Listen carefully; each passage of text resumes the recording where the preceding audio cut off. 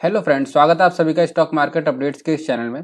आज की इस वीडियो में हम देखेंगे कि फिनटेक की कंपनी है जो अपना आईपीओ लेके आ रही है। 19 तारीख को इसका आईपीओ ओपन होने जा रहा है। तो हमें ये देखना है कि इसमें अप्लाई करें या ना करें, और अगर हम आईपीओ में अप्लाई कर भी रहे हैं तो फिर इसे लॉन्ग टर्म के प्रोस्पेक्टिव से अप्लाई करें या फिर लिस्टिंग गेन के लिए। पूरी जानकारी डिटेल में देखेंगे आगे वीडियो में। तो सबसे पहले हम आईपीओ की डिटेल्स देख लेते हैं। आईपीओ की जो डेट है वो 19 तारीख से लेकर 21 दिसंबर तक की है, और जो फेस वैल्यू है शेयर की वो 10 रुपए है। तो आने वाले फ्यूचर में हमको स्प्लिट या बोनस भी देखने को मिल सकता है। जब भी फेस वैल्यू ज्यादा रहती है तो ऐसी पॉसिबिलिटीज रहती हैं।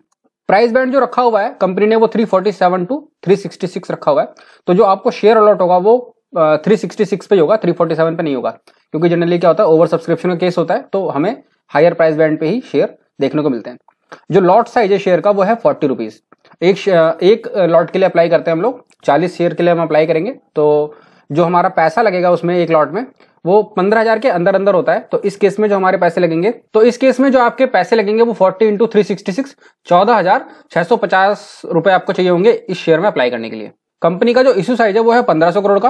1500 करोड़ में से सारा का सारा जो इशू है वो है offer for sale. Press issue नहीं है इसमें। प्रेस इशू वो पैसा होता है जब कंपनी आईपीओ लाती है तो वो पैसा कंपनी के पास जाता है। और ऑफर फॉर सेल में क्या होता है कि वो जो पैसा है वो पुराने प्रमोटर के पास जाता है। कोई पुराना प्रमोटर होता है वो अपना स्टेक बेच रहा होता है, तो इस केस में वो पैसा जो है सारा का सारा पुराने प्रमोटर के पास चले जाएगा। तो जनरली जब भी कोई फ्रेश इशू होता है ना कंपनी में, तब वो ज्यादा ही हम एप्रिशिएट करते हैं, क्योंकि वो पैसा कंपनी के पास जाता है तो कंपनी उसको अपने फ्यूचर ग्रोथ या फिर किसी भी काम में लगा सकती है। ऑफर फॉर सेल में ये पैसा जो है पुराने प्रमोटर के पास जाएगा और सिर्फ कंपनी मार्केट में लिस्ट हो जाएगी। तो अब एक नजर मार लेते हैं टेंटेटिव डेट्स पर।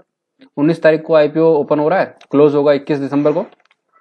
जो बेसिस ऑफ अलॉटमेंट है 26 दिसंबर को हम लोगों को पता चल जाएगा कि अलॉटमेंट हमें शेयर मिला या नहीं मिला।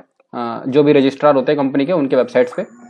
रिफंड आप लोगों का जो इशू है वो नेक्स्ट डे आ जाएगा, और जिसको शेयर मिले हैं 28 तारीख को उनके डीमैट अकाउंट में उनके शेयर्स आ जाएंगे, और 29 तारीख को लिस्टिंग हो जाएगी।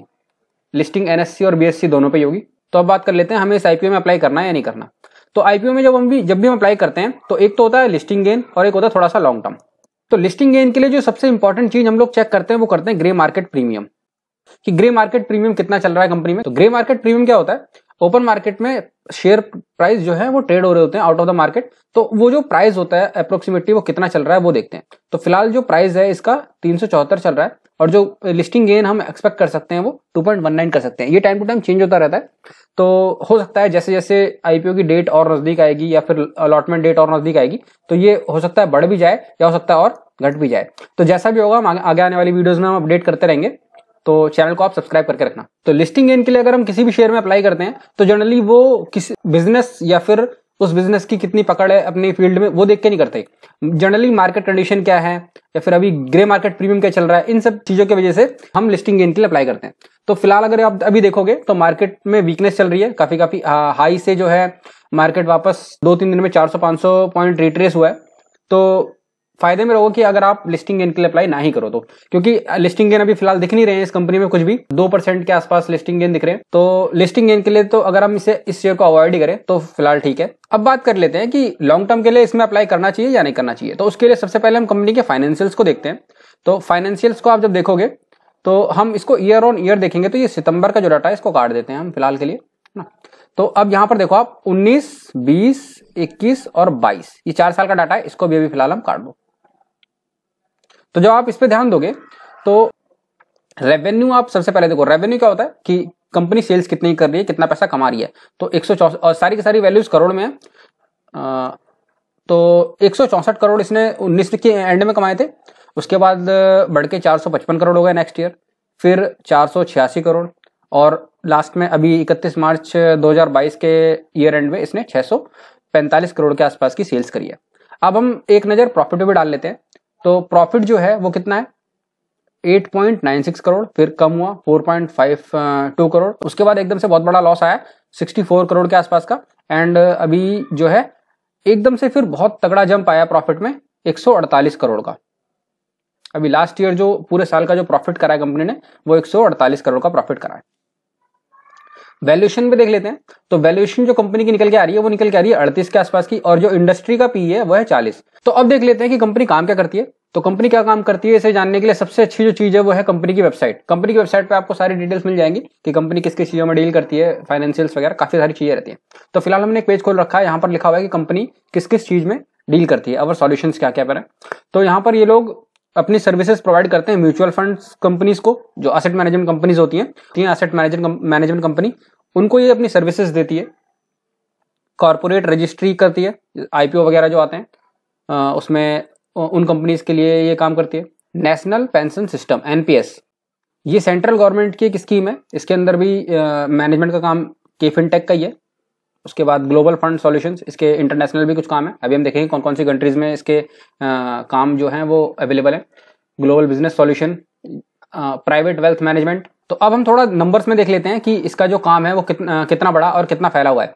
तो 27 एएमसी के साथ जो है इसका काम है, म्यूचुअल फंड्स को हम एएमसी बोलते हैं।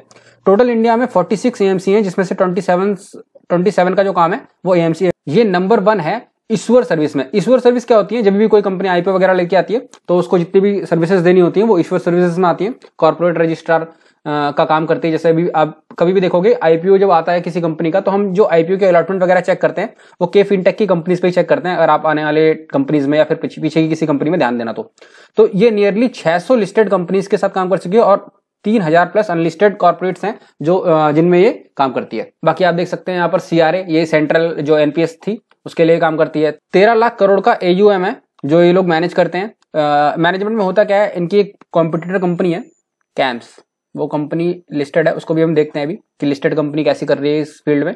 इनका काम होता है कि जो भी म्यूचुअल फंड होल्डर होते हैं उनको कितने यूनिट्स अलॉट करने हैं, उनका डिविडेंड, उनको जितनी भी चीजें होती हैं म्यूचुअल फंड्स के बारे में कम्युनिकेट करना मेल वगैरह से, ये सारा काम आता है इनका एयूएम के अंडर। और 13 करोड़ के आसपास फोलियोज है, ये वही म्यूचुअल फंड होल्डर्स के अकाउंट्स होते हैं। तो एक बार हम देख लेते हैं अब कि इसका जो सबसे बड़ा कॉम्पिटिटर है वो कैसे परफॉर्म कर रहा है। कैम्स जो है ये 2 साल पहले लिस्ट हुआ था कंपनी। इसका जो आईपीओ आया था वो 1230 पे आया था, लिस्टिंग अराउंड 1400 के आसपास हुई थी और हाई जो लगाया था इसने लास्ट ईयर सितंबर में लगाया था 3800 के आसपास। फिलहाल अभी जो इसका प्राइस देखने को मिल रहा है ये 2200 के आसपास है और 65% के रिटर्न ये हम लोगों को दे चुकी है कंपनी। तो लॉस में नहीं है, लेकिन फायदा यही है कि इस कंपनी के पास 70% शेयर है मार्केट का एयूएम के अकॉर्डिंग। अगर आप देखोगे तो एसेट मैनेजमेंट कंपनीज के अकॉर्डिंगली देखोगे आप तो जो मार्केट शेयर है वो के फिनटेक के पास है, लेकिन अगर आप एयूएम के अकॉर्डिंग देखोगे तो ये जो मार्केट लीडर है कैम्स है। तो रही बात अप्लाई करने की, तो लिस्टिंग गेन के लिए तो हम ऑलरेडी बता ही चुके हैं कि ना ही करें तो ज्यादा बेस्ट है, क्योंकि अभी जो मार्केट कंडीशन चल रही है वो बेयरिश मार्केट कंडीशन है और लिस्टिंग गेन भी उतना दिख नहीं रहा है, 2% का लिस्टिंग गेन है। लेकिन अगर आप लॉन्ग टर्म के लिए देखेंगे तो लॉन्ग टर्म के लिए आप अप्लाई कर सकते हैं, क्योंकि जो इसका कॉम्पिटिटर है उसने भी अच्छे रिटर्न्स दिए हैं अभी तक फिलहाल, और ये भी जो है म्यूचुअल फंड इंडस्ट्रीज से रिलेट करता है। तो म्यूचुअल फंड इंडस्ट्री तो आपको पता ही है कि दिन प्रतिदिन बढ़ती ही जा रही है, हर किसी को थोड़ी सी फाइनेंशियल अवेयरनेस हो रही है, तो हर कोई बंदा इन्वेस्ट करना चाह रहा है और जो सबसे पहला तरीका होता है किसी भी इंसान को इन्वेस्ट करने के लिए वो म्यूचुअल फंड होता है। अभी आपने देखा होगा कि जो म्यूचुअल फंड की रिसिप्ट है वो 13,000 करोड़ की हो गई है एक मंथ की। मतलब एक मंथ में इतना इनफ्लो आया है म्यूचुअल फंड्स कंपनीज के पास।